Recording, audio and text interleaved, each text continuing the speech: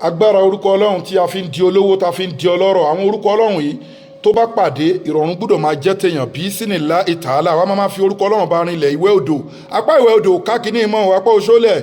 agbe ló ń gbére pàdé olówó kiri kan àlùkò ló ń gbére pàdé olókun kò sọ̀rọ̀ ń bẹ̀ ọlọ́run bá ló ń kọ̀ntró ayé orúkọ mẹ́rin ya Allah ya Rahman ya Wahab ya Allah ya Rahman ya Wahab 7 days ni kò fi ṣe ọjọ́ méje ló fi ṣiṣẹ́ yìí ègún wà lórí èèyàn kò rí jẹ kò rí mu kò rí ná wọ́n ní wọ́n ṣépè fún àwọn kan ló gba ògùn ẹ̀ kí ló ń jẹ́ bẹ́ẹ̀ ọlọ́run ọba ló ń kọ̀ntró ayé ó dẹ̀ ń gbọ́ ẹ bẹ́ẹ̀ ni ya Allah ya Rahman ya Wahab 1111 ni kò máa ṣe lójoojúmọ́ anytime tó bá wẹ̀ along with sadako fi fídíò ìránṣẹ́ ṣe láàrin ọjọ́ méje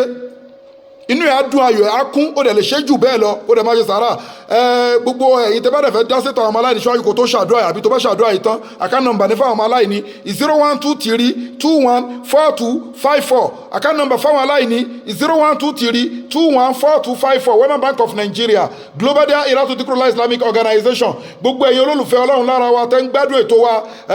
ní organization wa nídìí Hajj àti Umurah ẹ fi Hajj àti Umurah ẹ fi tawá lọ́rẹ ní organization wa aláwọn èèyàn tá a máa fún tó máa jẹ́ sádàkọ̀ fún yín ẹ fi Hajj àti Umurah tawá lọ́rẹ gbogbo wọn tó bá nípe níjà ayé ń dáyàn láàmú oṣù àjẹ́ ẹlẹ́bọ̀lógún ìlọsíwájú òbáyàn ètò àdúrà wà nínú organization wa ètò sàárà wà ètò àdúrà wà ètò sàárà wà ètò àwẹ̀ wà tó legit àtàwọn halal powder tó ẹ pé máa create solid barrier between you and evil world wàá rògbò ẹlò inú àdúrà yóò á kún bí sínú láì tààlà alukurani lágbára kọjá lọ wò wá orúkọ ọlọ́run àti ọ̀rọ̀ ọlọ́run tó ń ṣe alukurani làwọn máa fi ń rinlẹ̀ bí sínú láì tààlà